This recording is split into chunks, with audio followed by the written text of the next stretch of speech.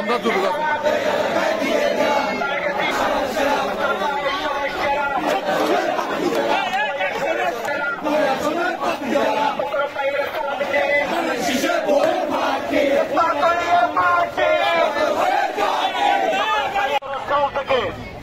আমার নেত্রী বেগম খালেদা জিয়ার পক্ষ থেকে বিএনপির ঘাঁটি অতীতের সকল নির্বাচনে দক্ষিণ বাঁকুড়িয়া দলের শিক্ষার পক্ষে ইতিহাস সৃষ্টি করেছেন।